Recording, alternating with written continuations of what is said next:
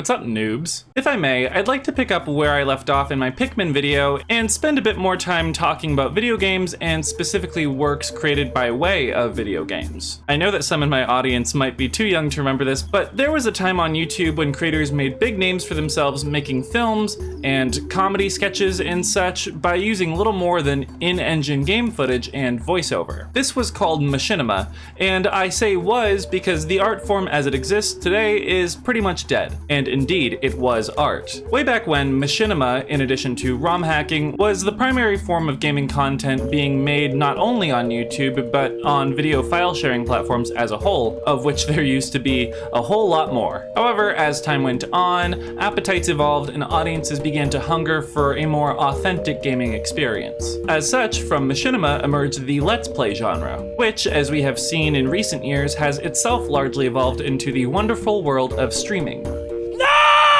Most machinima content still on YouTube today is a relic of a past era, having been produced during or before this transitional period. While some, such as Red vs. Blue and Freeman's Mind, managed to carve out a proper place in pop culture and stand the test of time, others have aged far less gracefully. Today, I'd like to spend a bit of time reminiscing about the latter, using 3 works of machinima specifically made using Smash games, and Brawl in particular, as a case study. I'm choosing these because A, these are most of what my friends and I watched back when machinima was in vogue, and B, I feel they are fitting microcosms of machinima as an art form, perfectly embodying both its strengths and its shortcomings. By the way, I should stop to clarify something. If you've heard the word machinima thrown around in the last couple of years at all, it's probably been in reference to the company Machinima Inc., as opposed to the medium from which the company took its name. Machinima Inc. was an MCN, and an incredibly predatory one at that. Over the years, it garnered a reputation for preying on amateur creators with these frankly draconian and incredibly restrictive contracts while offering little in the way of support. It was also known to take large sums from each video's ad revenue and sit on creators' money for years at a time. These business practices did eventually catch up with the company, however, causing it to eventually cease operations in 2019, not too long after being acquired by AT&T. And everybody clapped. Also,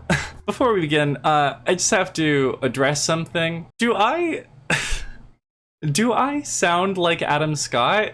I have received multiple comments in the last few months comparing my speaking voice to famous actor and launcher of 1,000 Ben Wyatt memes Adam Scott, and I'm not really sure what to do with it. Listen to me. Really listen. When you close your eyes and hear my voice, do you honestly see Mark Scout appear in your mind's eye? I mean, don't get me wrong, I like Adam Scott like a normal amount. I watched Parks and Rec back in the day, and I even watched that one movie where he played gay that one time. So I'm not really taking it personally. I just don't see it, or hear it, I guess. I'm like if Adam Scott was actually gay. I'm like if he was a gay. I'm just gay. Anyway, I just had to address that. The first series we'll be taking a look at today is called Smashtasm. Now, if you watched any of these shows as a kid, or a teenager, or a creepy old man or something, it was probably this one. Smashtasm first premiered online back in 2007, and it is the mind baby of a fella named Shippage, the online alias of Pierce Ship, who, as far as I am aware, is just a normal dude. He certainly was when he made this. I think he was a teenager, at least in season 1, as were most, if not all, of his collaborators. It is here that I would like to define our first machinima trope. Machinima trope number 1, amateurism. A vast majority of machinima projects were the product of 1 or 2 creative minds, maybe 3 at the most. While a lot of work went into making the games do what they had to do in order to get the series where it needed to be, given that these were more often than not micro-budget labors of love, there was only so much room for an organized creative team. Many of the most prominent machinimators wrote, recorded, and edited their shows by themselves in their rooms with cheap USB mics and whatever resources they had available to them. Many of these creators also happened to be on the young side, as is the case with Smashtasm. At its core, Smashtasm is an irreverent comedy series about the various trials faced by one guy as he attempts to navigate a fictitious Melee and later Brawl online service, connecting with other players via voice chat and coming into conflict with a hacker named Greg. Just Greg. What's up, Greg? The series is kicked off in earnest when the protagonist, going by the alias Super 64, is griefed by some dude named Killa7, who is artificially enhancing his rank on the leaderboard by creating fake servers, advertising a nondescript tournament, and then sneaking up on whatever noobs are unlucky enough to stumble in. Super 64 is one such noob. The series also stars a colorful cast of iconic supporting characters, including Leet Fox, a hacker and Fox main who speaks entirely in Leet speak, which is treated as a foreign tongue in this series, Link, a Link main who roleplays as the character's Ocarina of Time incarnation, Blackberry, a Ganondorf main who claims to be a Melee pro, Precious Boy Lamp, aka the caboose of this series. You're a true friend, Leet. It's good to have you on my side. Guys, check it out! I got all this soup! Prince Rock, a Scott and Marth main who is haunted by the daughters of the wireframes he couldn't kill, and perhaps most notoriously of all, Pimpachu, who is pretty much exactly what he sounds like.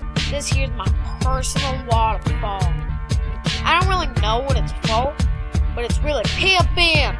Word! His voice reminds me of that one Vine with the kid who... Yo, what are we about to do?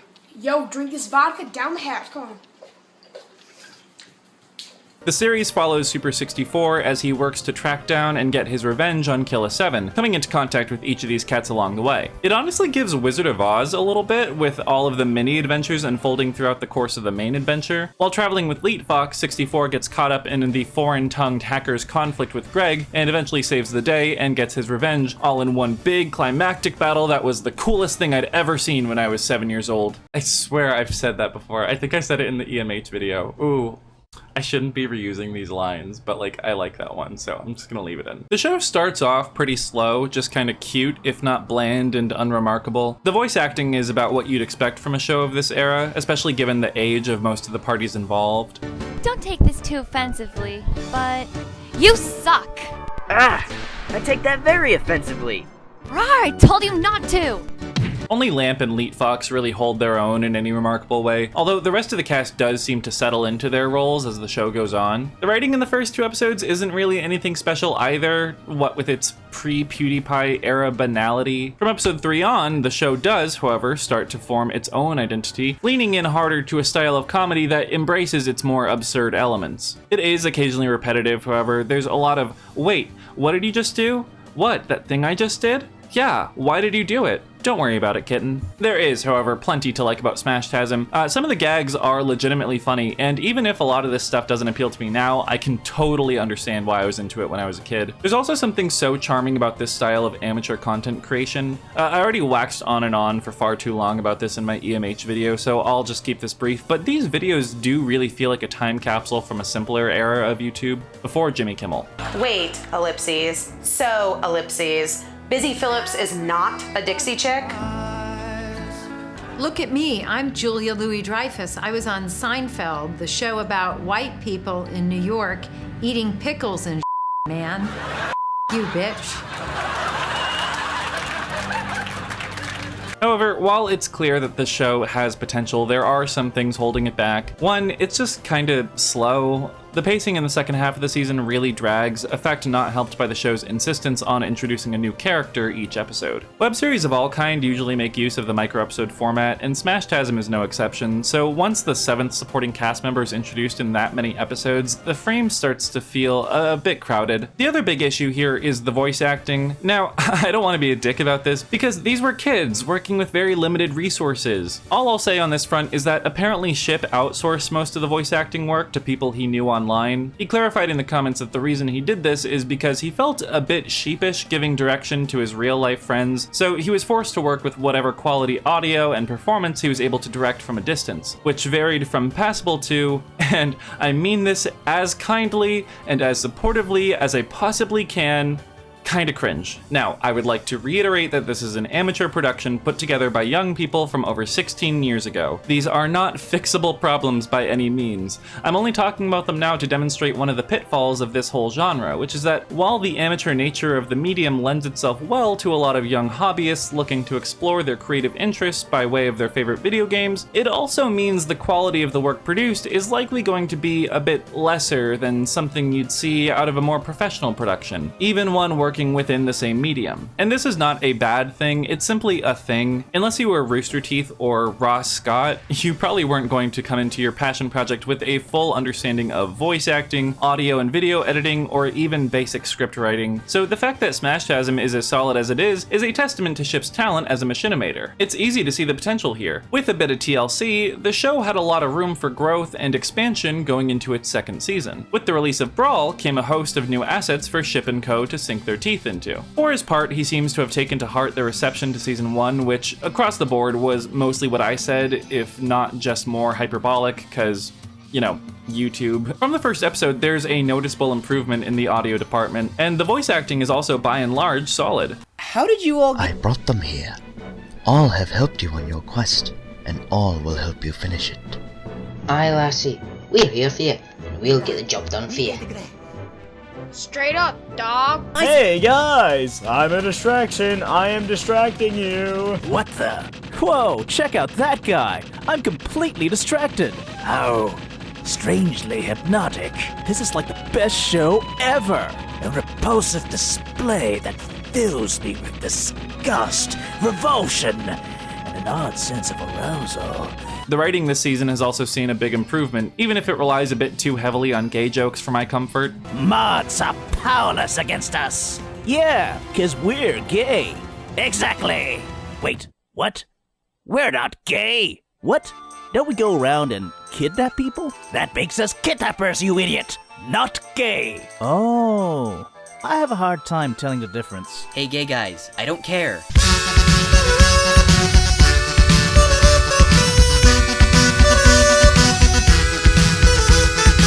Sometimes they're funny. There's just a lot of them this go around. This is the last time I hire gay guys to do a kidnapping job. See, Grant? I told you we were gay. Damn it, Grant, we are not gay. But how come when I found you guys, you were... I told you before, I was stretching. It looked like you were... Stretching! I was just stretching, damn it!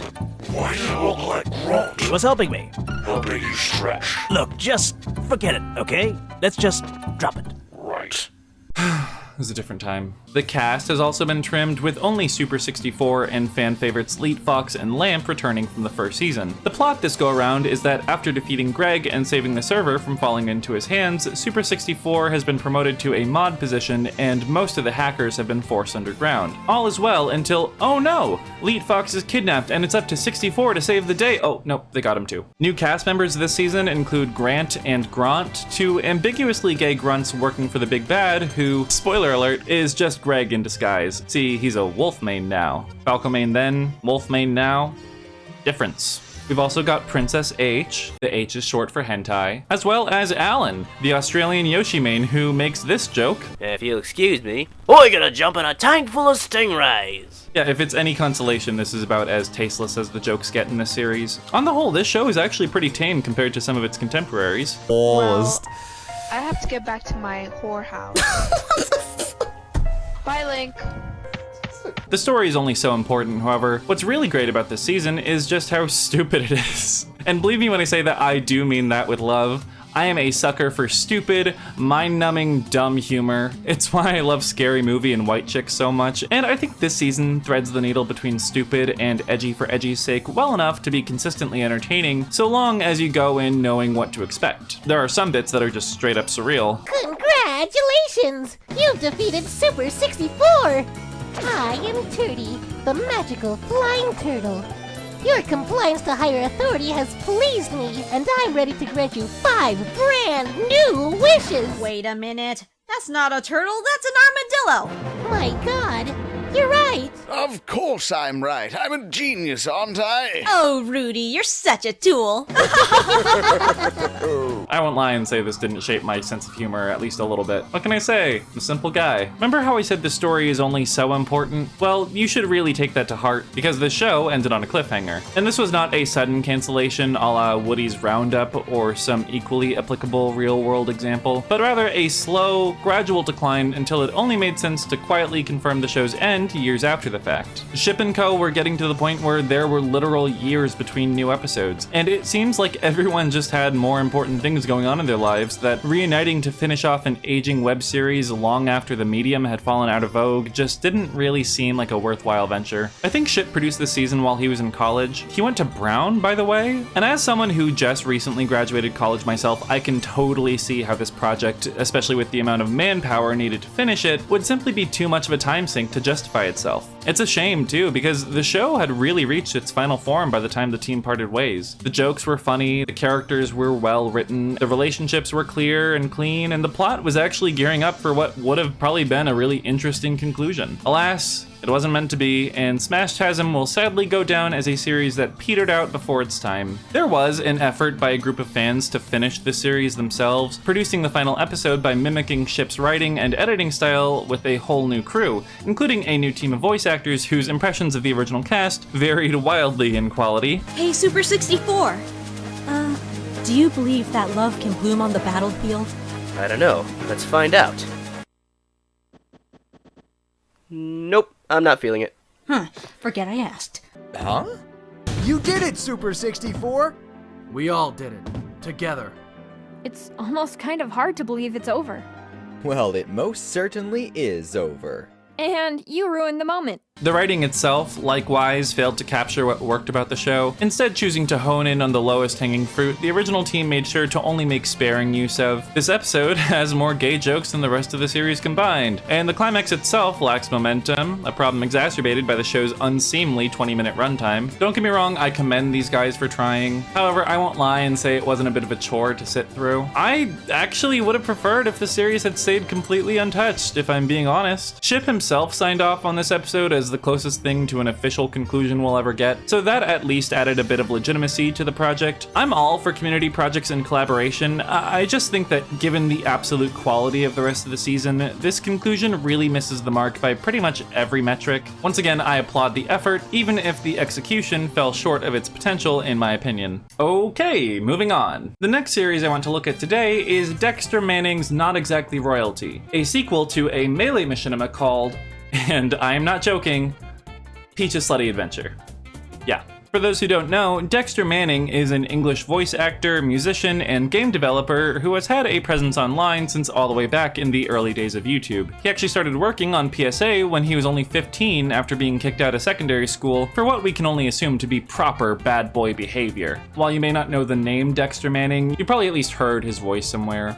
Likely in a Looper video or something. In an interview with British GQ promoting his latest film, Asteroid City, Cranston revealed that he's gonna take a step back from acting in 2026 so that he can devote more time to his wife of 34 years, Robin Dearden. While his content production on the YouTube and Twitch side of things has slowed down considerably in the last couple of years, he has managed to find a new home on TikTok. Sans! Help! Oh my god! Brother, what's happened? Help me, Pap. I've fallen, and I'm too lazy to get up, and I broke me ketchup bottle.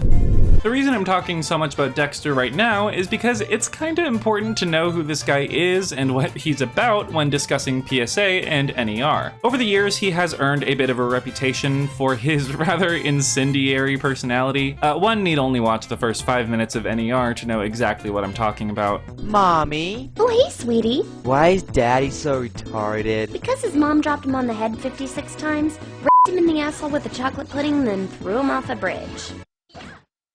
It's a true story. And again, I do not say this disparagingly. While the series has plenty of jokes and bits that I would consider to be in poor taste, it's hardly worse than the shit the guys at South Park were getting up to at the time, even if they managed to be a bit more consistently clever about it.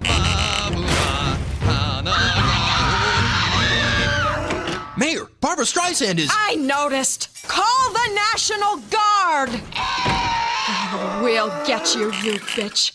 And to think I actually watched your HBO special. That's not to say, though, that just because they did it, it's okay here, because there are plenty of criticisms to be made about that show. There are plenty of criticisms that have been made about that show. It's honestly probably one of the most controversial shows ever made, now that I think about it, so maybe it shouldn't be the bar. However, that was a professional production made by men in their 30s. This was neither of those things. There's a fundamental crassness to Not Exactly Royalty that is extremely evocative of the era in which it was produced. This leads us to machinima trope number 2.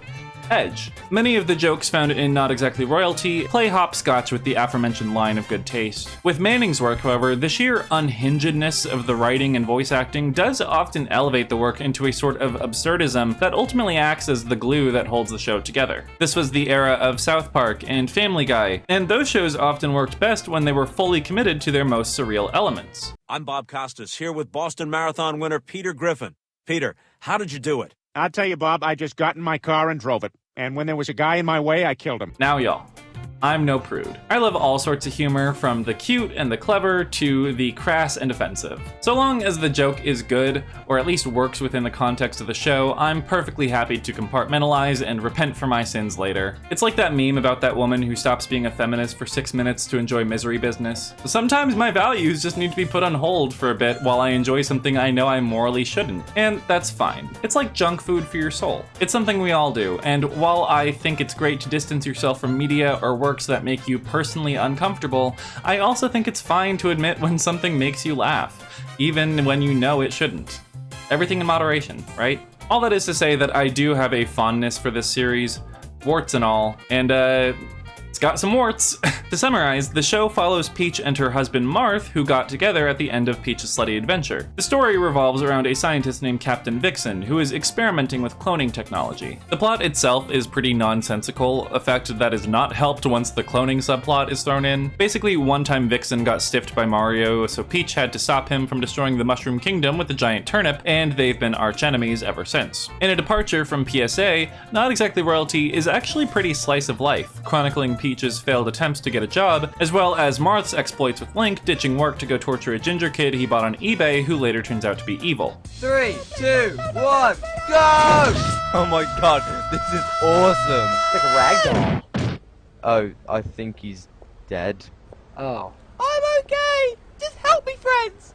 Help me! Help me, friends! Help me! Marv, can you hear that? It's the sound of nobody caring. I'm pretty sure that one's just literally the plot of a South Park episode. Like with the second season of Smashtasm, NER ended well before its time back in the early 2010s. The series was originally uploaded to Machinima's YouTube channel, and once they went down, so did all of their content, so now only re-uploads remain. As such, it's actually pretty difficult to find a lot of information about the series, such as when it was uploaded and what the reception to it was way back in the day. Despite Manning's consistent online presence, the sheer breadth of his career has meant that much of his earliest stuff has just sorta gotten lost in the sauce. In the few times he has discussed his early work in Machinima, Manning has made it clear that he is not fond of PSA or NER. He actually did a special episode of his series Cringe Factor. Yeah, he's one of those, specifically reacting to the first 1.5 seasons of PSA, and it's honestly a pretty interesting watch. His discomfort is extremely palpable, and he spends a lot of time just melting into his chair whenever something like a misogynistic joke or a casual slur is thrown around, which, given his age and presumed emotional state at the time of that show's creation, is pretty often. There are a lot of things in this world to get upset about, and some dude's now obscure Machinima from 2008 or whenever is not exactly high on my list of priorities. However, I do think it's an interesting watch if you're looking for a bit of insight into what the social climate was in online gaming communities at that time. Things like misogynistic jokes, including jokes about SA and abuse, as well as casual bigotry and slur usage, were very much a part of that era's culture. That is a bad thing, by the way. And it made it very difficult for anyone who wasn't a straight white guy to even exist in those spaces, let alone bring their own perspective to the table. As a for instance, there's a reason that of the most historically renowned Melee players, a vast majority of them have been straight and white and male. Anyone who was not that was often alienated from these communities by the aforementioned casual usage of slurs and other disparaging language. Women had it particularly rough, especially women of color. Many of these guys that frequented tournaments and meetups were pasty dweebs who couldn't relate to women, and as a result, were often creepy and crossed a lot of boundaries whenever the opportunity to do so arose. And it's not like these women could complain or vent about it online, because most fan sites and online communities were also dominated by this same type of guy. Thus, there really wasn't much room for people who existed outside of this very narrow area of acceptability to thrive or even exist in these spaces. And for the record, while I do object to plenty of the stuff Manning has said and written from a moral perspective, I don't mean to imply that he is one of these guys. He doesn't seem to have had any of the same problems relating to women, given the amount that were apparently willing to work with the guy, even with the material provided. So, can you describe your stuff to me, please? I I'm a sexy, sexy bitch. I like to read novels about overweight penguins, and I like to drink reindeer ointment on Saturdays. To me, you look like a slut in a pink dress. That's what I'm most known for. And he has, in his adult life, been pretty proactive in voicing his support for feminism and gay and trans rights. And the show is definitely not the cause of these issues. If anything, I see it as more of a symptom of this larger condition of cozy liberal apathy that was extremely popular at the time. Bill Maher will pay for his sins against humanity, and I will see to that. While I am in no way endorsing this series, I do think it's an interesting piece of internet history, and it's good for a chuckle if you are willing to compartmentalize like I am, even if it's only for 10 minutes at a time. The show also has a legitimately good theme song. Sweet, isn't this real unfortunate? I'm just not what you expected. I'm something more than this pink dress. I'm coming out into the world, showing what a girl's got. Look out, yeah. Manning's actually a pretty talented musician, and the theme song, while a bit on the generic side, is definitely catchy and definitely not what you'd expect from a stereotypical edgy YouTube boy from the late 2000s. There's a sensitivity here that I at least have to respect, if not wholeheartedly commend. Another interesting thing about the show is that it features the voice of Kira Buckland, an extremely accomplished voice actress who has worked very extensively in the realms of gaming and animation. She's credited in the show as Rina-chan, but it's her. It's one of her earliest projects, and it's interesting to see just how dramatically her career has taken off in the years since the show fizzled out. Her skill as an actress is very apparent even as far back as episode 1. What? Listen, you are gonna give me this reading right now, and if you don't, I swear I will fuck you up. You will wish you were dead. Yosh, yosh, yosh. He died? Oh, I think it's about time we picked up the kids, don't you? She and Manning are easily the best actors to come out of this whole lot, so it makes sense that they would go on to have the most illustrious careers after this.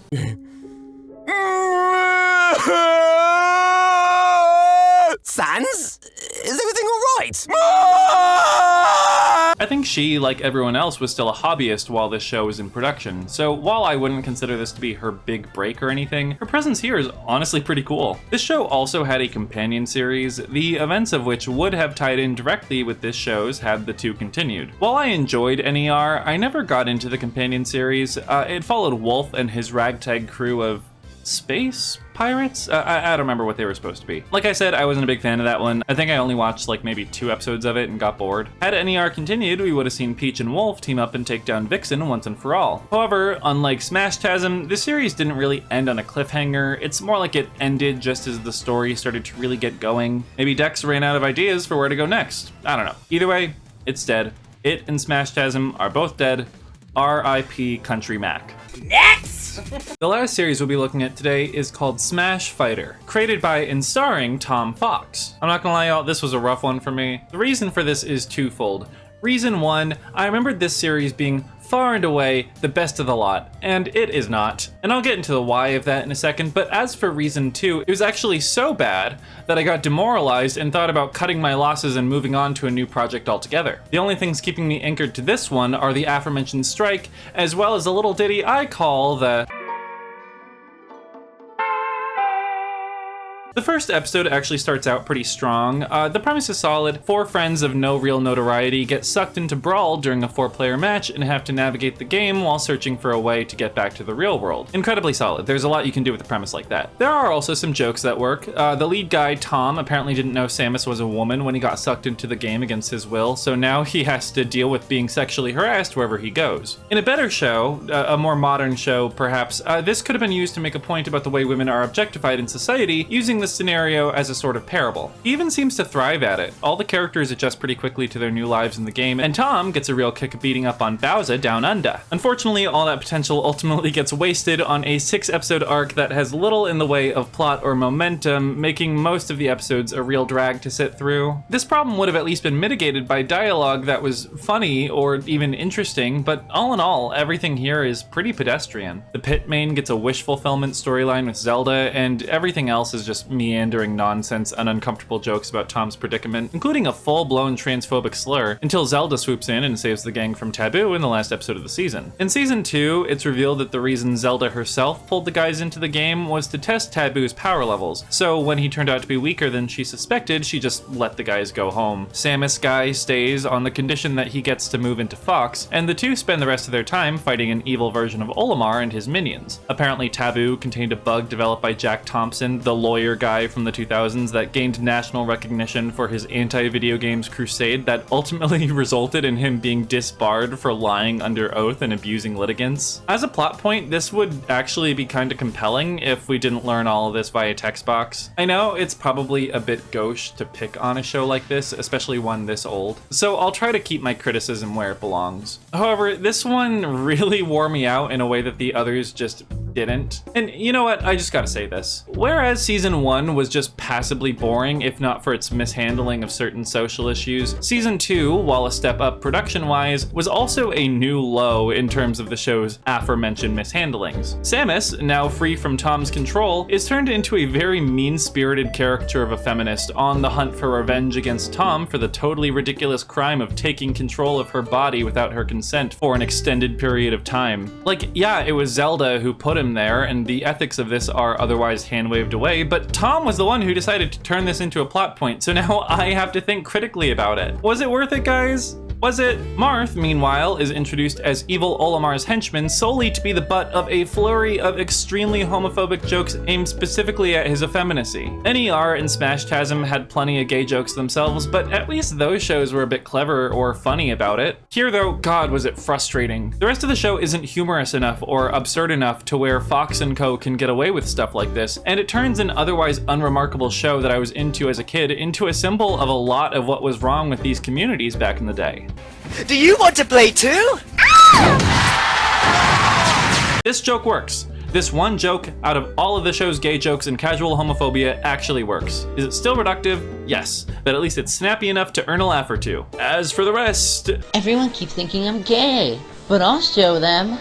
Ooh, I just broke a nail. Not bad for a pretty boy. Pretty?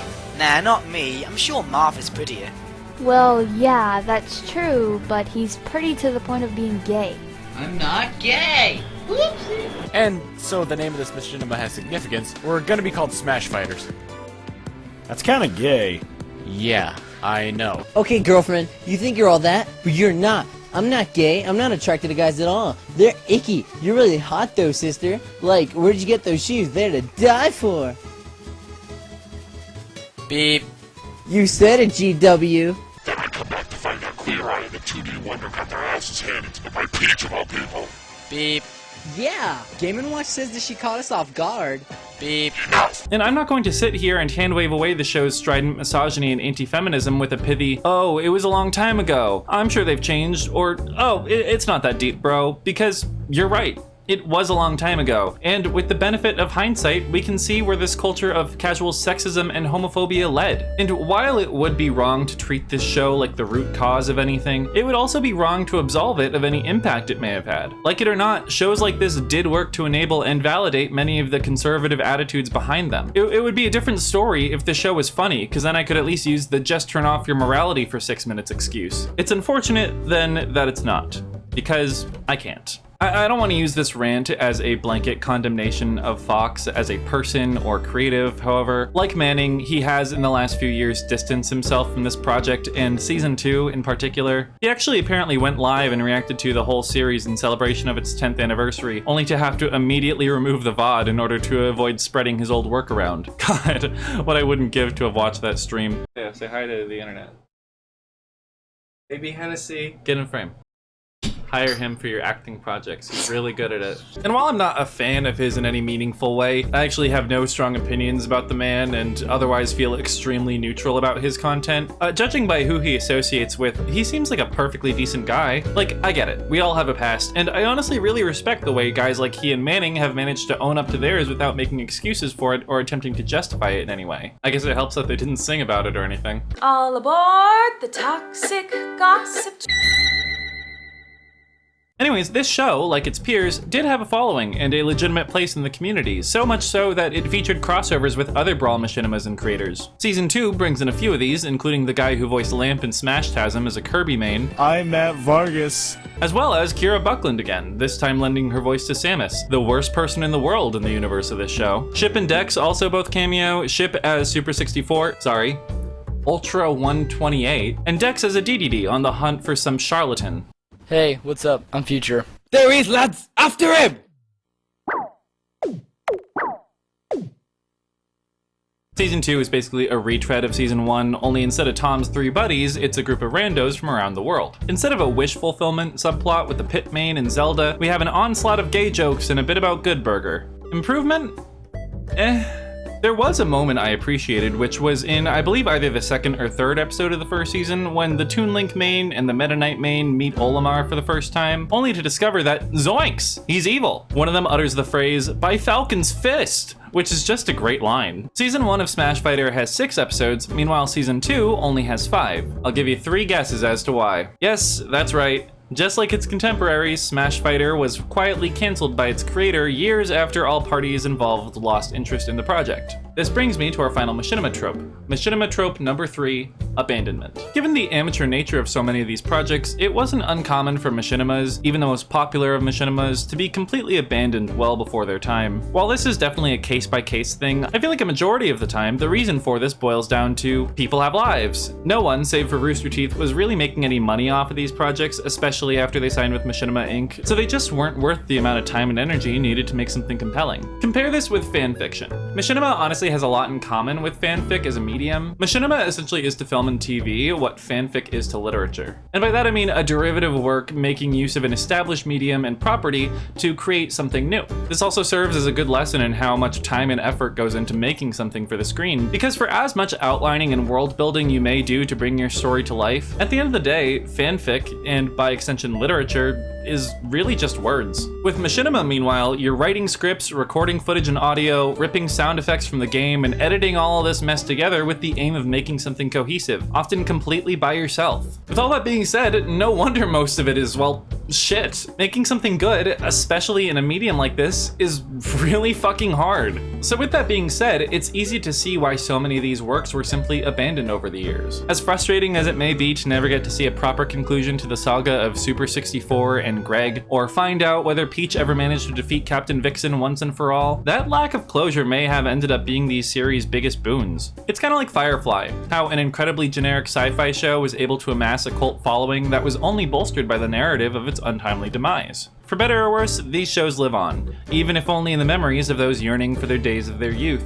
The countless afternoons spent with their friends gathered around Dad's computer watching episode after episode of their favorite shows made using their favorite video games. And don't take it from me, take it from the people in Fox's replies, and Manning's chat, in the comment section of each of these series' various re-uploads, aching to go back to that simple time where life was easy and they didn't have to decide what they were going to eat every day. I actually had the idea for this video after I rediscovered Manning on TikTok and got curious about what all these creators I loved so much as a child have been up to in recent years. Like I said, Fox and Manning are still on the content creator route and have built good lives for themselves as niche internet micro-celebrities. Shippage, meanwhile, has spent the past few years working on a 3D animation project that certainly embodies the spirit of Machinima. Other than that, he appears to be living a pretty normal life. His Instagram offers few hints as to what he's been doing in recent years. God, these guys really had me in a vice grip back in the day, huh? See, this is what I love about internet history. Everything is public and documented, so you have the unique opportunity to view a person's entire career from its inception up to its current form. And you even get to follow along with it in real time if you catch them at the right moment. It's great fun, especially if you grew up terminally online like I did. I know giving kids unrestricted access to the internet is probably not a good thing, but I'm honestly glad my parents just low-key didn't care about all that, because looking back, it's made me really appreciative of things like this. So on that note, Ship, Dex, Tom, Matt Vargas, I wish you all nothing but the best. Signed, a fan from days gone by. I suppose this is a part of the video where I'm supposed to tell you guys if I recommend these shows or not. I don't know, did he grow up with them?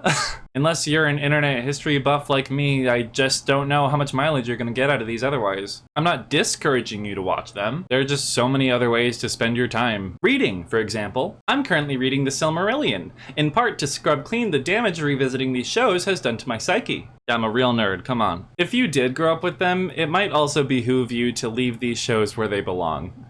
In your memory. While they can be fun to revisit in chunks, binging them all in 2 afternoons like I did might just be the thing that finally breaks you. Your childhood is dead and it's never coming back. I promise these shows are not as good as they were when you were 9. Just leave them be and buy Pikmin 4. So with that, thank you for watching this video. If you liked it, don't forget to give it a thumbs up or a thumbs down if you hated it or you just hate me. If you do hate me or you have some good memories with these shows, please let me know down in the comments. I do like to read them. As I said, I am a simple man with simple needs, and one of those needs is validation. Every time you leave a comment or make the little number in the corner go up, you are letting flow all the serotonin I need to make it through the day. Thank you for watching, and before you leave, make sure to subscribe on your way out so you don't miss my next proper video essay, due out whenever it is that the studios finally cave. Remember to subscribe, and don't forget to treat your writers and actors with the respect that they deserve. This is getting very repetitive. I beg to disagree. Why is that? Bye!